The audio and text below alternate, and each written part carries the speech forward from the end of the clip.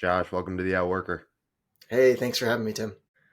The main thing that I admire most about your work and your videos is that it's grounded in the fact that you're not trying to get people just to listen to yourself, but to listen more so to themselves. And in one of your videos, which I love, you say, there's a script for your life and you happen to be in the writer's room. You get to decide what happens. Is it easy? No, but you're in control. You have the reins. And I would agree with you on the fact that it isn't easy to truly listen to yourself. It's very challenging and Mhm. it can be scary. And there will be times when we try to drown ourselves out to make it easier not to listen to ourselves. But you've said that the greatest gift your parents gave you, most importantly of all, is that they taught you how to listen. So to Mm. build off of that, how do you think your parents helped you to be more open to listening to yourself and your internal voice? Wow, that is a great first question. Thank you for asking that. I don't talk about this often, but I really do believe that one of the reasons I've been able to talk about this successfully and it's resonated with people is because of what my parents gave me in the way of attention, in the way of really listening to me when I had something to share as a kid. Um, I was a natural performer in the sense that I would, be a kid. I would get on the couch and tell stories and make the make believe world really real and live there. And they would, buy into that and they would support that artistic tenacity at 4 years old. And they talked to me like I was a real person, like we would be in conversations. And because they took me, not that they took me seriously, but they engaged with me fully from a very young age, which is such a gift. That's a wealth of skill that you learn with that and love as well. And so I would say that infused me with a similar sense. And so now I don't know how that relates to having people listen to themselves, but there's definitely something there. Does that make sense? Yeah, for sure. And that's incredible to hear from such a young age to have Yeah. parents like that who aren't encouraging you. So getting into your work now and how, because I would feel like your parents encouraging you from that at an early age has allowed you to, the work that you do now, encourage that, as a young adult as well. And you've branded yourself around the term now humanizing the internet. So I'm curious to know what's the origin story for how you came up with that phrase and Mm. sort of what's driving your work now. Yeah. Also great. Let's see. So I started creating content in some capacity consistently at the end of 2022 in an entirely different space. I'm not sure if you're familiar with this, but there's a little corner of the internet called like money Twitter, right? Where people go and they learn about copywriting and high ticket sales and ways to make money online. And funny enough, even though I was a lifelong creative, that was the thing that got me into creating consistently. I don't know exactly why, but I started creating stuff around that, and it wasn't doing it for me. There's two different parts of me. There's the creative artist part of me, and then there's the business part of me, and I'm still working on getting those two parts to talk to each other. But then I started making videos, and people in that space realized that it was something that I was able to communicate well in that capacity, and so I think that's where the first idea of like humanizing the internet came from, because I was like, okay, when you make a video, to make it good, you have to be yourself. You have to communicate as yourself. You don't want to worry about getting all the right captions and imitating Hormozy, or you know what I mean? Like you got to do your own thing. And so that's where the initial phrase came from. And then finally, or no, it was March of 2023. I made a video about attention span, and it was so raw. Like the ideas were so personal to me. I was feeling really afflicted by these things in the moment, and I just had the idea, and I needed to get it out. It was the first time I've had something with that level of urgency, and so I just got it out. And that was the first thing that I made that really got traction. And then since then, I've been kind of following that thread, um, because I've seen it to be successful, and there's part of that, right? Like wanting to continue to be successful. But there's also a part that's like, okay, people need this, people want this. This is actually what's helpful. Those are two different things as well. We should explore that. But um, so that's what kept me doing it. And then when I went like proper viral for the first time in August of last year, talking about cheap dopamine, in general, which I would say is probably the main problem that I'm up against, is just consumption culture. That's when the phrase really clicked for me: humanizing the internet. Okay, we've got technology that is not designed to take care of us; it's designed to take advantage of us. And yes, we need to rebuild it 100%, but more importantly, beneath that, we need to change the culture around it. If we can have a society of humans who know how to engage with the technology productively, meaningfully, creatively, artistically, whatever, all of the above, then we're going to be far less prone to all of the features of it that take advantage of us. And then, we can rebuild it, but we'll have the culture set up for that. And so we sort of meet in the middle. And this idea is what I've been talking about. Yep. I listened to the interview you did on the Disrupt Education podcast, Yeah. and you spoke about how you had always wanted to create content. You had this creative side of you. There's something that you wanted to put out into the world, but now that's switched to, hey, there's something that needs to be put out in the world. There are thoughts, there are ideas that feel like a need and a necessity. So getting sort of into the emotional side of things, like Mhm. what was that feeling when you had that switch from, you mentioned money Twitter, where it kind of felt like, hey, I'm just creating just to create. What was that thing that really clicked for you, or how did it kind of feel emotionally where you would kind of switch to, all right, I've really found myself here. This is Mm. what I need to be doing. Yeah, it's funny. It's when you zoom out, we're talking about one event right now that is continuing to happen right now. Like it's still like every day I'm thinking about it, and do I want to go this way or this way? And a lot of it is just in the kind of ether of thoughts that isn't, execution is really what matters, obviously. So I do think about this stuff a lot. What did it feel like? I remember being in an Uber back from like a friend's party when I saw the second video I made on attention span the day after I made the first one, and it was like exploding, and I had never had an experience like that. And I was just full of dopamine, obviously, and all of my childhood appetites for attention and for love and for, as a performer, you want people to applaud you, and it's not like it's not always a bad thing. It's not always like a cringy, like, look at me kind of thing. It's also just how you're wired. You want to make people feel good. There's a lot of that. But anyway, those appetites were being gratified at scale in that moment. And I was like, oh my God. And like, but then at the same time, I'm thinking, okay, like I was still able to separate from, okay, I'm getting a lot of attention, and be like, okay, now it's your responsibility to help. Now that people have given you the gift of their attention and their time, and eventually maybe their money, if you have something that's valuable, create something valuable, give it to them, solve the problem.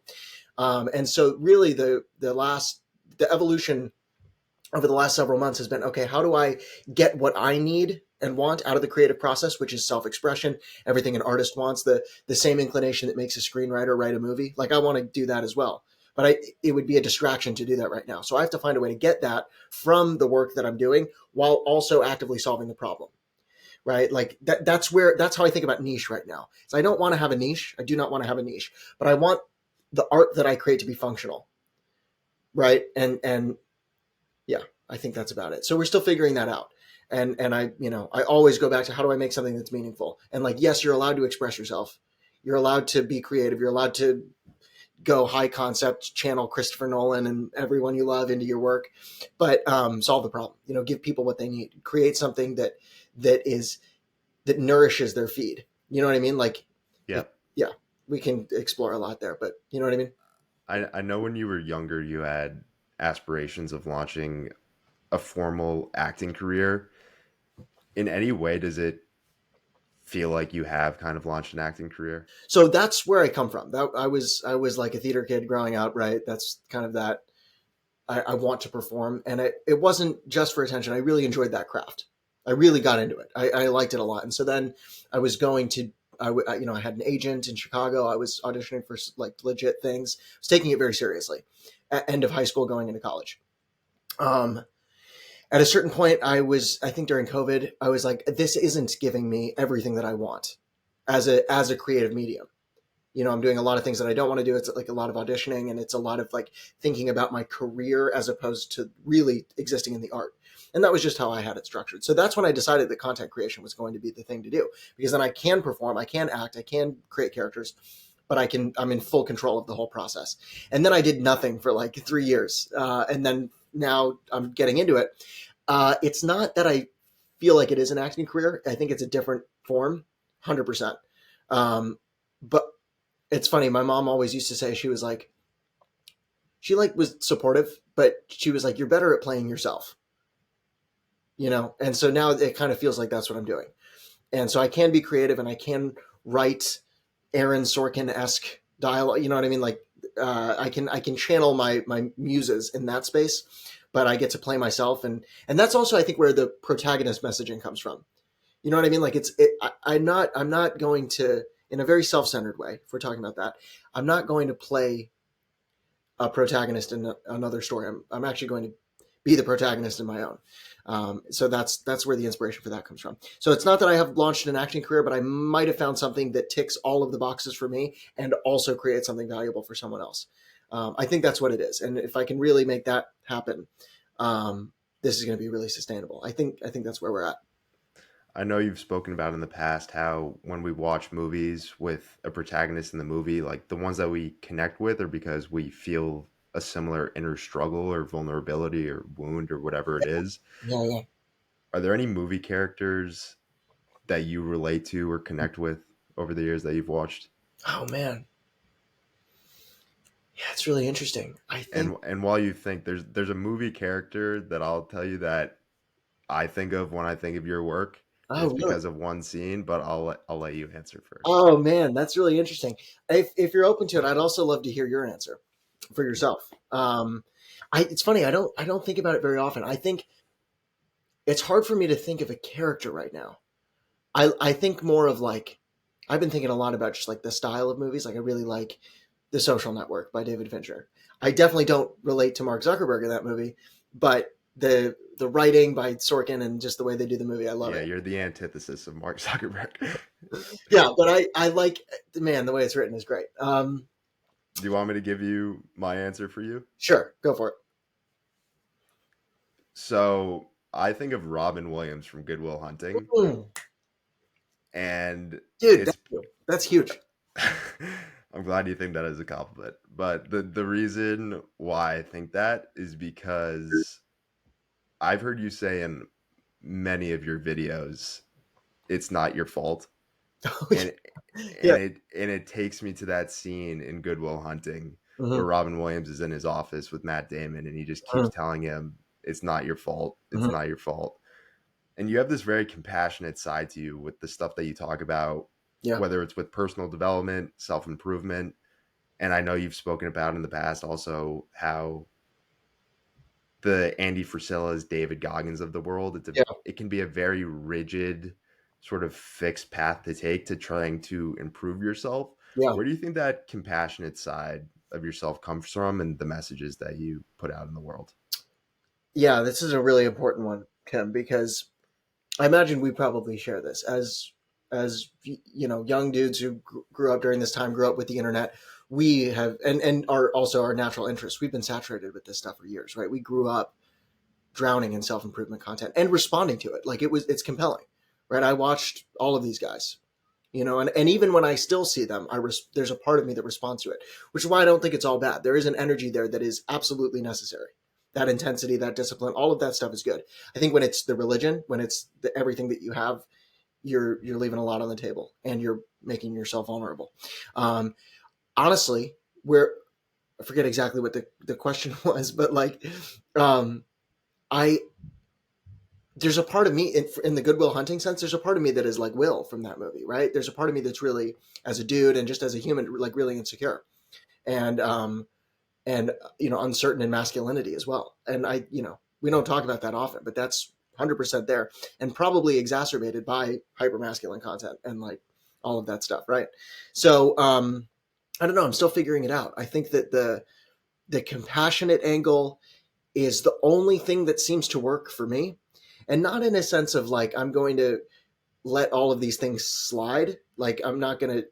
It's not about being soft, but it's that I've never really made a sustainable change in myself when I've lived in a constant state of discomfort, of inner psychic discomfort because I'm not happy about where I'm at. That can be a very effective motivator in the short term. I won't let I've been I've had a great workout just when I'm in my feels, like, in the midst of a breakup or something. Like, yeah, that's great. That's catharsis. But the larger story to connect to has to be one where you feel empowered.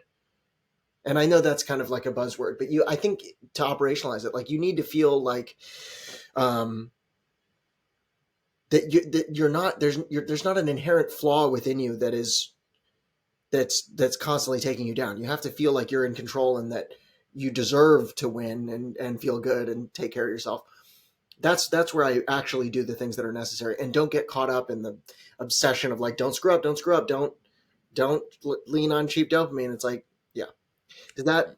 Yeah, yeah, and I've talked about this in a previous episode before with one of my past guests. Actually, his name's Akshay Nanavati, and we talked about how personal improvement, if you're doing it from a bad headspace, it can be very destructive. Like these Yeah. positive things, like working out, writing, going for walks, all incredible activities. But if you're using it from a very rigid place of trying to escape from something or close yourself off from, things in your life that you're struggling with, it can be very dangerous. Yeah. These things that on the surface look very positive, um, but deep down, if you're not really, if you're just using them as a way to mask the challenging things that you're going through in life, they can be very difficult. And just from my own personal experience, Mhm. and I know you've written about it a little before in the past, I used to use working out at times as, not so much as a coping mechanism, but more so as a way to just mask myself from Mm. things that I should have been dealing with. Okay. And working out on the surface, be like, wow, this guy's getting in incredibly good shape, he's very fit. Okay, but let's take a deeper look at that, like what's going on underneath the surface. And it can be very challenging, with these positive things, um, because you may have vices like drinking, drugs, gambling. And if somebody's doing those things in excess, you'd be like, hey, like, what, is everything okay? But on the opposite side, if somebody is an avid, runner or working out and they're doing that very often, you wouldn't think twice about it. You wouldn't be like, hey, is everything okay? You'd be like, wow, look at how incredibly motivated Yeah. and disciplined this person is. Yeah.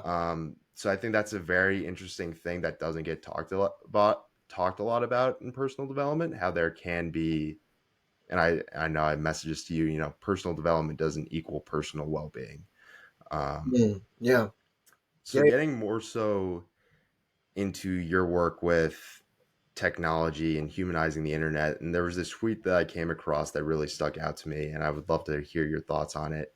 It says 15 years ago, the internet was an escape from the real world. Mhm. Now the real world is an escape from the internet. And this tweet, I mean, absolutely went viral. I mean, hundreds of thousands of retweets. So how do you think that connecting it to humanizing the internet in your work, this tweet, how do you think it accentuates this idea Mm. of how the internet was an escape from the real world? Now the real world is an escape from the internet. How do you think that accentuates it, but also counteracts it? Interesting. Well, I think it's absolutely true. That's how it feels. You know, it, our world is digital now. That's where our ideas are. That's where our work is. That's where our friends are. It's where my creative stuff is. I spend currently, just full transparency, I spend probably the vast majority of my time either plugged into it or thinking about it. It is it is the real world to me, and I don't think that that's going to change. I'm certainly not saying we should throw everything away and go back into the woods. Not because I don't want to. It actually sounds very nice. It's just not practical, and so that's where the culture shift comes in, right? How do we make it so that we can get the most out of our life as physical beings that live here, right? We feel good when there's fresh air on our skin, when there's sunlight in our face, when we're cooking good food, when we're connected to actual people in the room. Like, how can we get those things while also, I mean, is it possible for the internet and digital technology to help us get those things? That's a big question that I'm still figuring out for myself. So I don't fully know. Um, I'm starting with the thing that I'm starting with the culture part. Like, can you change the way that you relate to the internet? Can I change the way I relate to the internet? I still struggle with all these things, truly. Um, It's a process. I'm really betting. I'm bullish on the creativity. It just seemed and this is a personal thing, and it might look different for everyone, but it seems like that's the only thing that could effectively replace. It's just the only thing that's more interesting, that's more fun, that's more engaging, that like makes me forget to eat. Not that that's a good thing, but that it'll make me forget about other cheap dopamine sources because I'm so engaged with what I'm doing. I think with the advent of VR and all and the metaverse, that's coming, and there's obviously going to be the people that resist it, and that's going to last probably about as long as it did with iPhones and everything else, maybe even shorter. As soon as all of your friends are using that technology, you're going to use it as well. I'll use it as well. It's going to significantly expand the creative potential you have. You're going to have a whole new world, a new medium. This school community I'm building, Secret Society, will be a real academy in the metaverse. I'm ranting a little bit, but the point is we have to learn to flow with the technology. And it's a little scary that we spend so much time in this intangible realm of ideas, for sure. So it's sort of the way I see it is we're in a kind of training arc for humanity. The technology has evolved far faster than we have, and we are a generation of pioneers who has a responsibility to the rest of humanity, to our ancestors, to our descendants, to learn to use it. Because if we don't, it'll be used to take advantage of us, right? The Zuckerbergs of the world, not singling him out on his own, but all of the people who would use the tech to control will be able to, because we don't have the mental internal infrastructure to take care of ourselves. So we're talking about self-autonomy. We're talking about self-leadership. We're talking about adulthood. We're talking about the maturation of humanity in an environment where we are more threatened by instant gratification than ever. I love how you always talk about how you're not talking from a higher position, Mm-hmm. like how you always say, like, these are still things that I struggle with on Mm-hmm. a daily basis. Mm-hmm. And one of the pieces of writing that I love from you was you say, am I equipped to help these people? Yeah. This is something I still struggle with. But the funny part is that's what made it so easy to address the individual concerns and pain points of chronic scrolling. The best, most relevant help comes from someone else trapped in the machine. And I believe that you yourself need to be the person you're trying to help before Yeah. you ever get close to trying to help somebody else. Yeah. Why was being a heavy consumer almost a necessity for the work that you're doing now? Yeah. Well, I appreciate the point there. Anti-guru, you know what I mean? Like there's no none of that. Um, Honestly, Tim, it was for me. It was such a block. Like I don't want to keep zooming in on this as like the central problem of my life. I even say that in a video, like, your bad habits are not the central narrative of your life. But there was a time in early 2022 and a little before that where, I hadn't been creatively engaged in something meaningful or serious or big for a long time. And I had instead been falling to these consumption patterns to just like get some sense of release. And then I felt like that consumption was directly in the way of my creativity. And that was messing me up, man, because I really wanted this thing. And so it's very personal to me. I had no idea that it was going to resonate with so many people. I mean, I could have guessed maybe, but that wasn't the reason why I shared it. Or maybe it was. I don't know. But it was very personal when I did. So why is it important that I also struggle with these? Because, well, first of all, I think it's back to the self-improvement thing. I think people are just so tired of gurus. Do you really think a Yeah. Tony Robbins figurehead is going to help you solve this problem for yourself? Not a chance. You know what I mean? Like we've tried that, and it doesn't work. What we need is to be in this together. Like really, right? Like I don't know if you're familiar with Simon Sinek at all. Yeah. Um, he almost falls into that camp. He's almost from like an older sensibility of like I'm like a corporate kind of leader. I have liked his vibe over the years, and he's been a massive inspiration for me over the years. Like I remember seeing him when I was in high school and really was compelled by what he did, and it's partially why I'm doing what I'm doing today. Anyway, he had a quote the other day I saw. When you want to pull someone when someone's in pain, when a friend of yours is in pain, you don't pull them out of the mud. You get in the mud with them. It just so happened that this problem I'm talking about, I was already deep in the mud, and so yeah, by sharing it, I found that it does resonate with a lot of people. So Yeah, I think you're right. I think people really appreciate and resonate with that boots on the ground mentality of I'm right there with you rather than I'm talking to you. What's the core wound that you feel like you're sharing with the world? mm, yeah,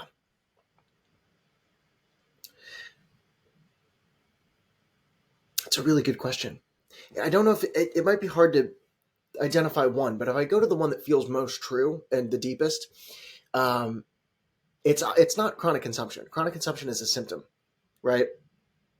It's a symptom of the wound. It's a way. It's a false medication or an ineffective medication for the wound. What's the wound? It's deeper than boredom. It's not boredom. I think what it is for me personally, I really ready. I really, really want to be told. I really want to be loved. I want to be told by people that I am good and that they like me, and and feel some sense of love. Right? I mean, at its most pure form, that's really what it is. Um, that's one of the reasons why people are compelled to perform, like we talked about, right? And there's something really innocent and pure about that. You know what I mean? It's not a needy thing. It can be when it's disintegrated. It can be a very needy thing. If you're at a low level of integration and you're vulnerable and you're not looking inward at yourself, yeah, you can be needy and attention seeking and really self-centered about it. But I want to make people happy, not necessarily as a chronic people pleaser, but it's just a natural thing. Some people are scientists by nature. They are so committed to discovering the truth, right? Some people are artists, and or I guess there's lots of different archetypes here. I'm into personality typing and stuff like that, but the core wound I would say is an absence of that, right? And so if you really want to get crazy with it, probably the most transformational change I could make to myself that would affect my content and everything that I make in the long run would be the personal work required so that everything I do is for something bigger than myself. And I've been on the edges of that the whole time. You know what I'm saying? Like that's one of the reasons why it's worked, right? This resonates with a lot of people. And that's because what I'm talking about is helpful for a lot of people. If I can really commit to that and take on the responsibility and the leadership required to help as many people as possible, I will get what I want in return. And so like at the deepest level, it's not about just becoming a better writer or learning more. It's the inner work of not, how do I get this so that it's not self-serving at all? Now that's a big goal. It's going to take some time. I'm 23. I got to work on this.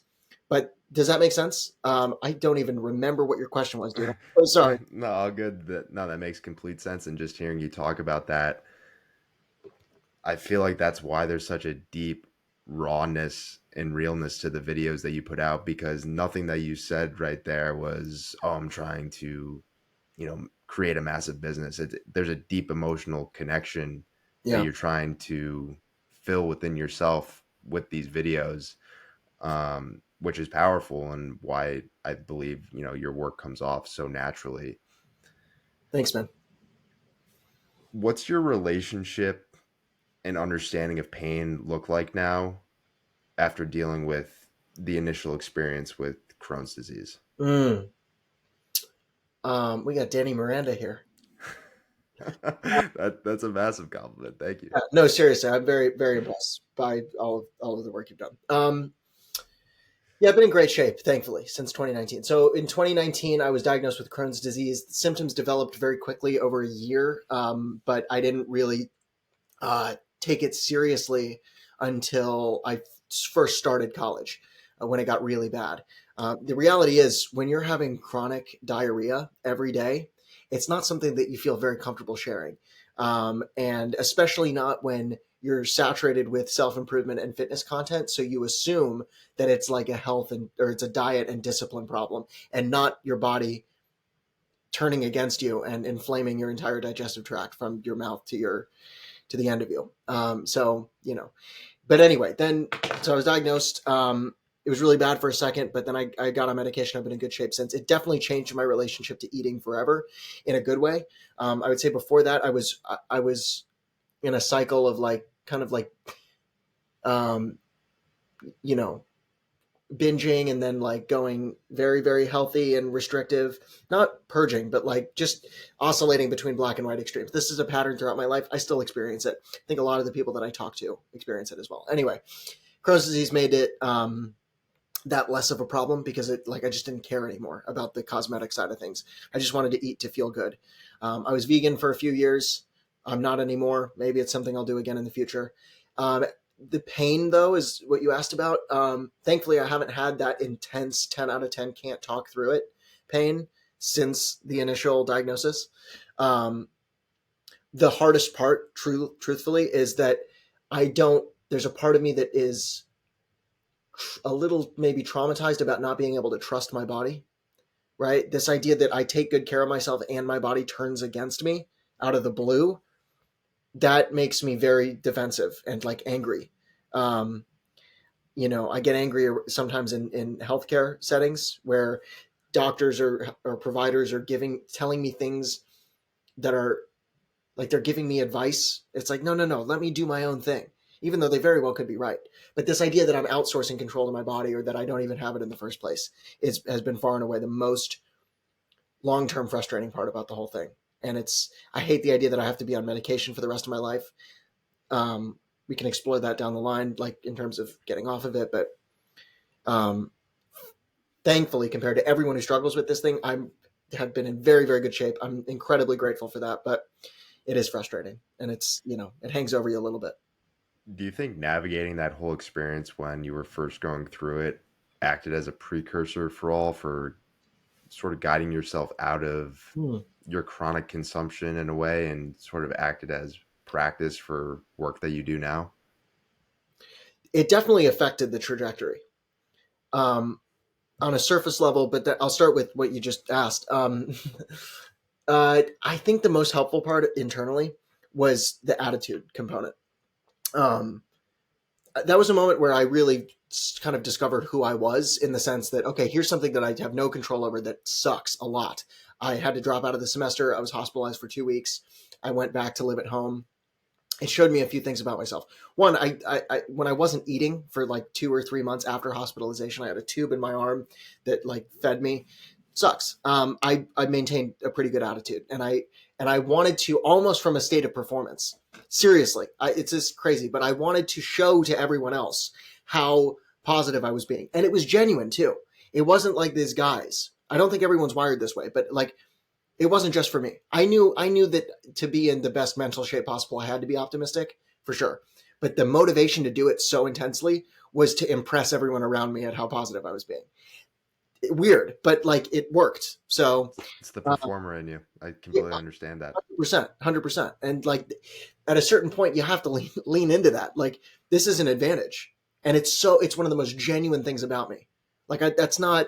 Yes, it's easy to get into disintegration there, but even when I'm integrated, that's what I'm looking for. And that's how I feed myself. So let's call it what it is. Um, yeah, I mean, I moved back home. I realize now, years later, I didn't have to do that. And that also showed me a little bit about myself, that I was a little bit of, there's some fear there at being out in the world, completely independent of the illness. I use the illness as an excuse, kind of, I think. I don't need to pick that apart, but even now, that's also a theme that is traced through. And then I would say in that time alone with unstructured time, and not really a creative pursuit, I probably exacerbated some of the chronic consumption habits and just like what do you do when you're bored and aimless and you don't have something going on? You turn to consumption. Now then COVID hit several months later after I had been through this whole thing, right as I was starting to get back on my feet, and it just doubled everything over. So anyway, The reason why I found it so fascinating and wanted to ask you about your Crohn's disease and mm, how it affected your relationship with pain, I think it was because from my own experiences, I mm, had a very, very bad back injury, was mm. in 24/7 pain Oh my god. for 8 months probably. How Um, did that happen? I don't know what the initial cause was because it wasn't like a, snap of a finger, like, oh, I just did something to my back. It was kind of a gradual thing that I think happened over time. Okay. Um, so, I mean, I couldn't sit down, I couldn't cough or sneeze without feeling just debilitating pain. I actually made an entire podcast series on it Wow. because I know there are a lot of people who deal with chronic pain with no hope that they can ever get better. But going sort of what you're saying, and I totally relate to it.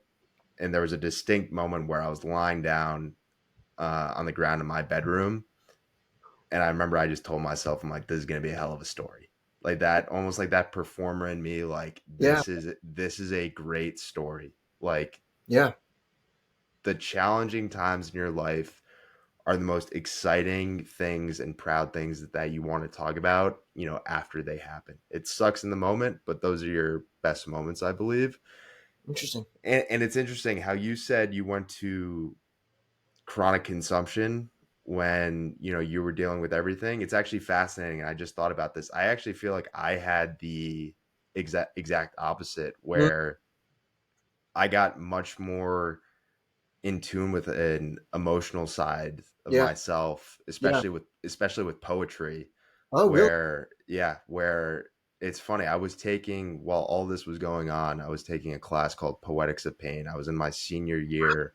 I was in my senior year of college, Yeah. and it was like this feels like it's meant to be. Like I'm in this incredible pain and I'm in a class called Poetics of Pain. Yeah. Like it doesn't feel like I'm just taking a class. It feels like this class was like built for me now. Yeah. So Yeah. it allowed me to explore that emotional and artistic side of myself that I had never really needed to explore in my, before everything that had happened.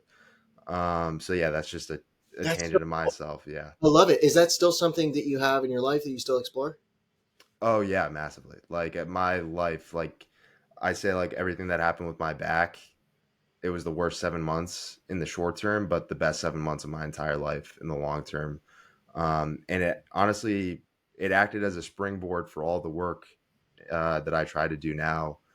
Um, because I believe that everyone has a story, Mm, and that's part of the reason why I wanted to create this podcast. I believe that there's a story that lives within all of us, yeah. whether it's from experiences or thoughts and ideas that we have. I think that's our greatest gift that we can share with the world. 100%. Yeah.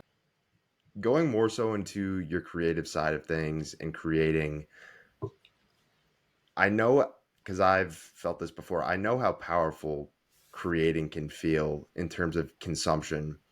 But there's a part of your writing that I thought was very interesting. And you say, in terms of creating, when you do it right, none of this is incredibly time consuming, but it's when you dedicate almost all of your free brain space to those things and you're thinking about it all the time. And then you're in conversations with your significant other and you're not really there.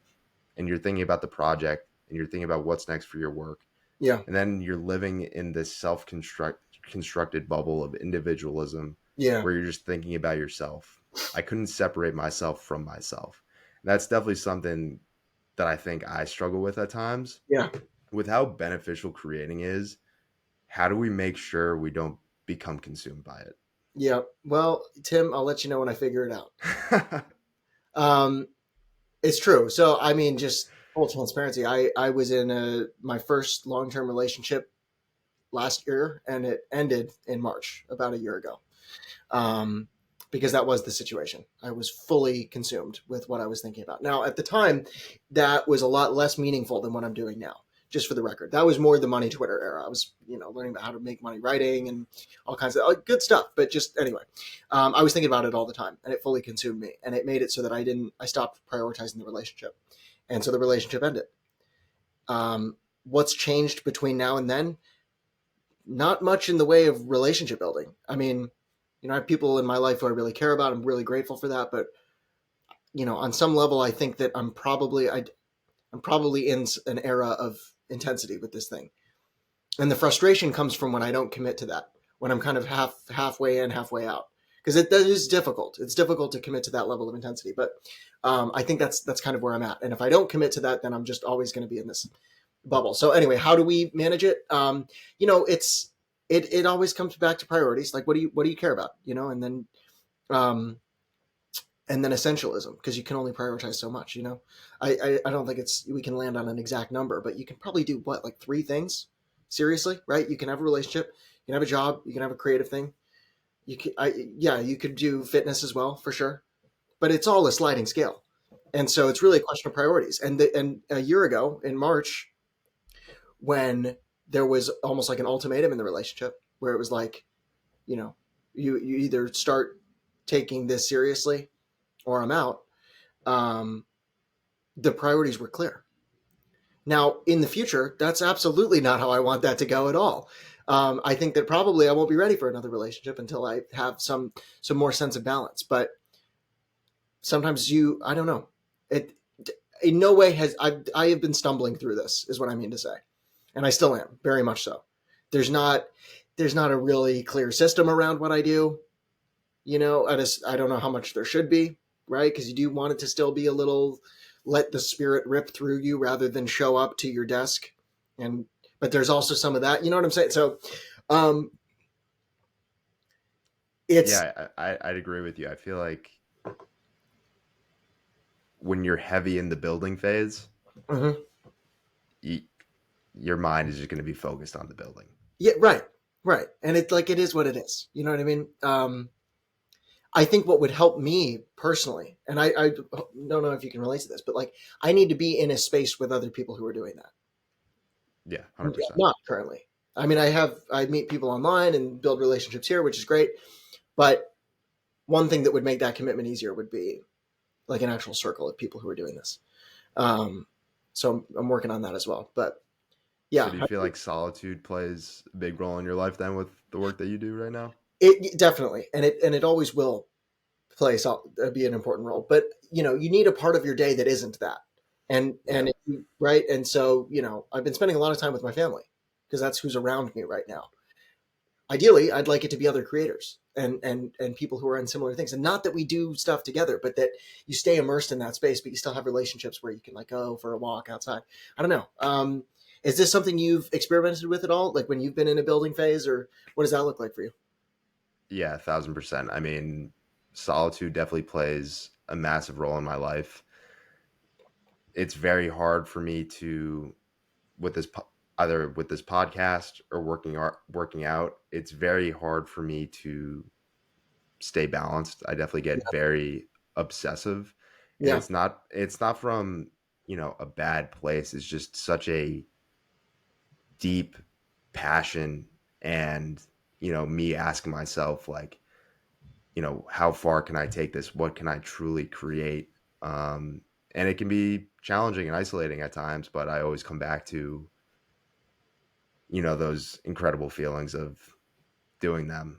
yeah. I'm And like very, you yeah, Yeah, I mean, like you were saying, how you want to connect with other like-minded people and have a circle. I mean, that was one of the massive reasons why I wanted to create this podcast, where I was like, let me create something where on a daily basis, weekly basis, I'm doing outreach and connecting with people that I relate to, or they're doing incredible work that I think that should be shared with the world. Where, this podcast, whatever it may be, on the external, but like I'm gaining so much internally and getting so much energy just from doing the research on people and having these conversations, which is a massive win in itself. 100%. Yeah, and I just want to say on the intensity point, um, I'm so compelled by that right now, and I think we should just do it. You know what I mean? Like, I think we should just really accept 1,000%. what it is, um, and just and let it take us a little bit. Uh, Do you think it's challenging to find other people like that? Or I feel like for myself, I try to, when I'm, out in public or whatever, I try to dim down the intensity of it just really, to not let it out so much. I don't know if that's a good thing or not, but I'm fascinated to know your thoughts on that. that's really interesting. You dim down the intensity to like Yeah. fit in public. Yeah. Interesting. Well, I definitely think that it's rarer than people who are not. At this point, I don't know how to not like. I'm the only one in my high school friend group who is even close to doing something like this, and it's been incredibly clear to me for years and years, long before I was doing this, that this is a good thing to do. That's something I wanted to do, and they never saw it the same way. So, and that's crazy to me, honestly. Like, if I'm being real, it's like, are you guys not? Are we not paying attention to the same things here? Well, you Yeah. know, are, and I maybe not. And then I'm sure there's plenty of things that they're looking at that I'm not looking at. So everyone's going to have their own things that they focus on. In a lot of ways, I've become a hyper specialist because my attention here has come at the expense of so many other things. So I have to accept that. I do think it's rare though, that intensity. Um, Most of where I see it is just other people on my feed who then I follow and connect with. So, but yeah, I personally don't have the experience of dimming the intensity. That I, at least not consciously. That's interesting. It's a, yeah, yeah, I think what you were explaining right there is humanizing the internet, connecting with the people that you see on your feed. 100%. And like you were saying, I think there's just something so powerful how our society has just become a world of consumption, just Yeah, across the board, just yeah, taking in, whether it's yes, in food, whether it's in content. yep, And you used this word earlier, and I thought it was awesome. It feels incredible when you just have this release of putting something outside of yourself rather than taking something in. yeah, Um, and nothing even has to come of it. Like if something does, incredible, but just that feeling of actually doing it, yeah, it's powerful. 100% healing. I would say. I mean, there's. I heard Huberman say, effort for effort's sake is great. Yeah, He 100%. said it differently, but like, you know what I mean? Like there's the effort itself is the putting out, the creating, the doing, the execution. That is the gift. Um, Yeah, and I would say that the ultimate goal is when the content or the creating just feels instinctual yeah, and the metrics on social media or financially, it just feels like they're accrued naturally because of that rawness and yeah, realness to the point where it doesn't even feel like creating, but you're just sharing. yeah, And you used the term psychological journalism and you yeah, said, I'm reporting on the scene of my mind. Journalists are not obligated to entertain, they're obligated to tell the truth, to shine a light where there isn't one. And you're definitely doing that every single day, which is awesome to see. With all that being said, and we've talked about it earlier before, you have built a pretty sizable following mm-hmm. pretty quickly. Hundreds of thousands of likes, millions of views. How have you gone about processing that side of everything and staying grounded? Because in the past, I've had videos that I've put out where, oh my gosh, this thing just got 150,000 likes. Mm-hmm. And I remember when it happened, I told somebody, I was like, I'd be really curious to see what a scan of my brain looked like when this was going on. Yeah, yeah, totally. So I'm curious to know how you've been managing that side of things. Yeah, dude. I appreciate you asking because it's cool. So it's fun. It's a nice little drug. Yeah, of course. The dopamine tastes good. It's certainly more potent than pretty much anything else digitally that I've experienced. I think about it every day. And when I have a video that performs well, it makes it harder. Performs well, right? Let's question what constitutes performs well and what constitutes a successful video for us. That's the work. That's what we were talking about earlier of like separating yourself and your needs from it and just make the most helpful thing. But I struggle with it, or I grapple with it every day.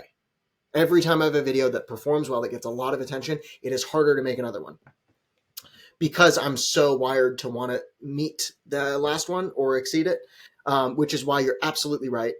And this is the goal: is you have to divorce your creative process from the metrics for a couple. And this, I get a lot of inspiration from Rick Rubin on this. Right? It's like that is getting in the way of your best work.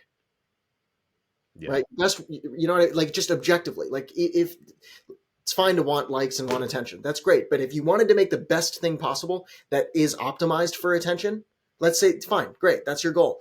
Then you have to divorce it from thinking about that because it's going to get in the way of the truth. And the truth is the thing that people respond to, right? Um, like you have to, it's where do you allocate your attention as the creator, as the artist?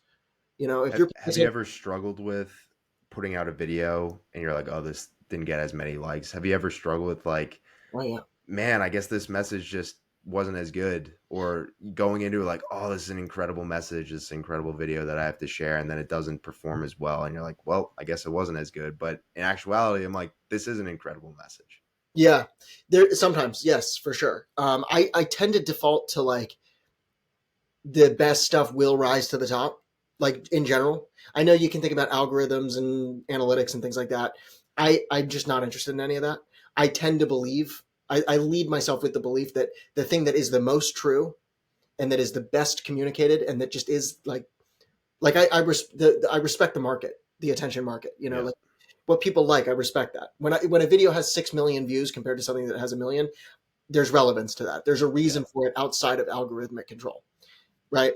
yeah. Um, that being said, yeah, there's been times where if a video doesn't perform well, whatever that means, it'll affect me for a second. I've gotten good at letting that go, right, and just moving on.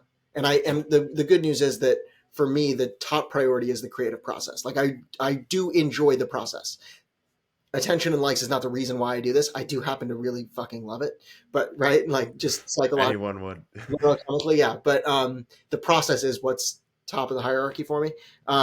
Anyway, uh, somewhat recently, I had the experience of making a video that didn't perform well. I didn't even think it would, but I was really proud of it and was glad that I made it.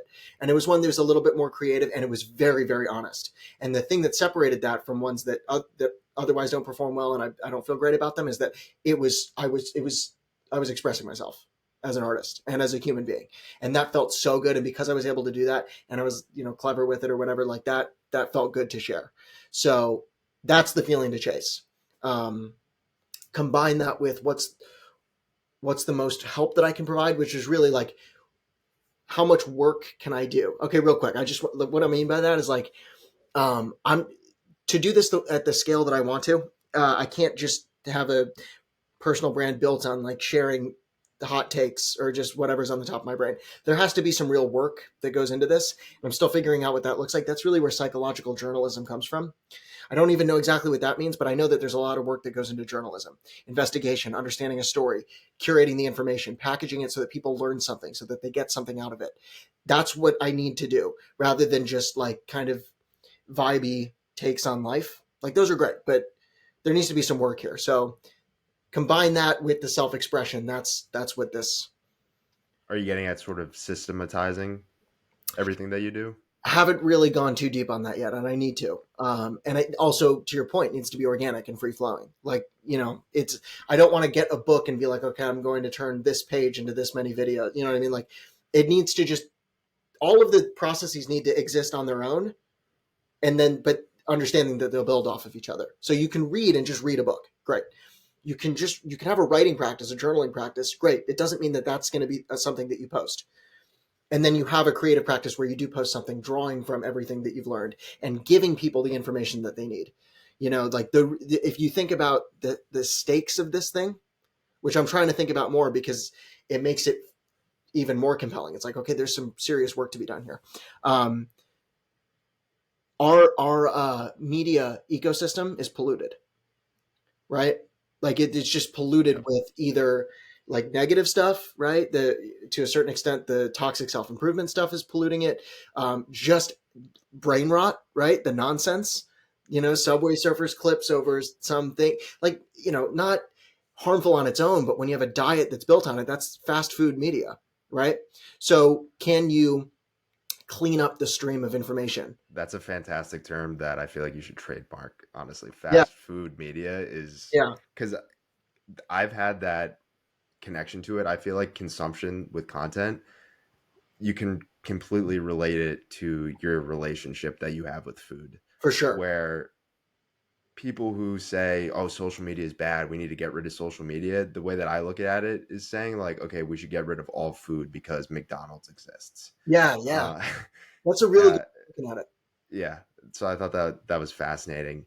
With all the growth that you've had so far and will continue to have, and you continue to develop your voice and your writing, and whether it's a business down the line, you've said so much has changed since your first performance in the living room, getting into your kid aspect of things, Yeah. the feather duster days, and you say, talking about yourself, he's older, his hair has become moderately more controlled, he's 23 years old, the audience of family has been replaced by a whole lot of fellow digital citizens, but the crazy haired toddler is still right there, inches behind the screen.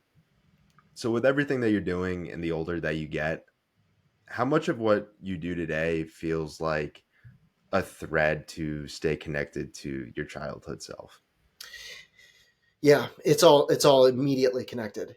I really, that last line there is exactly right. It is just inches behind, figuratively. It is right there. There's a spark, right? Like your face lights up when you do something that's really true to you. When you find that thing that lights your nerve endings on fire, and it's like that's you. That's purely you. I was given the gift of having that at a young age, right? A lot of people aren't in an environment where they can get in touch with that and explore it and have that fostered and nurtured. This is one of the greatest privileges I'll ever have.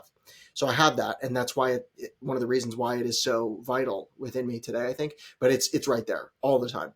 The further I get away from it, the less motivated I am to make the thing and share it. The closer I get to that, the more, like, that's the healing. That's what replaces chronic consumption. This is why I talk about connecting to your inner child. For me, this is what it looks like. Do I think creativity is the best path for everyone? No, but for me, it is. And I would say that for everyone, that finding where that inner child is and what lit them up, getting back in touch with that's the healing, man. That's what it is. We are internet ancestors. People Yeah. hundreds of thousands of years from now will look back on us as the digital cavemen and women of our time. What do you want the narrative of your work to be when future generations look back on the infancy of the digital age? Um, yeah. I mean, it's really easy to get lost in the clouds here because, I think ultimately, from my vantage point right now, I really would like to, not necessarily how I want to be remembered, but what was actually accomplished. Um, restructuring or training a healthy relationship with this stuff, right? We're the line of people who have to learn to deal with it, right? We're gonna see climate impacts within our lifetime, which are going to make it easier to stay inside and get disconnected from each other. This is our life. We've already seen it with COVID. That's the overture of what's to come. Now, I refuse to be a pessimist about that. This is the Crohn's thing, right? It's like I almost want to perform my optimism in the hopes of sharing it, but there's also some resistance there, like resistance against this idea that uncontrollable forces like an autoimmune illness or climate impacts or digital technology we didn't ask for, that those are just going to negatively impact our life and we have no say over that. There's resistance in the optimism. So I think that spirit, changing the culture around consumption, making creativity in whatever capacity, right? Not even just artistic. I think there's a lot of applications of it. Making creativity accessible for people and making it feel like the natural replacement, the more effective antidote for that sense of meaninglessness, emptiness, loneliness, isolation, anxiety, all of the mental health ailments of the digital age. That's what I would like the impact to be. Um, and it's just the beginning. Josh, I appreciate you coming on the Outworker. It feels like for the past hour, we've truly humanized the internet. Yeah, dude, 100%. It really is a pleasure. You're a great interviewer, and I'd love to come back anytime, man.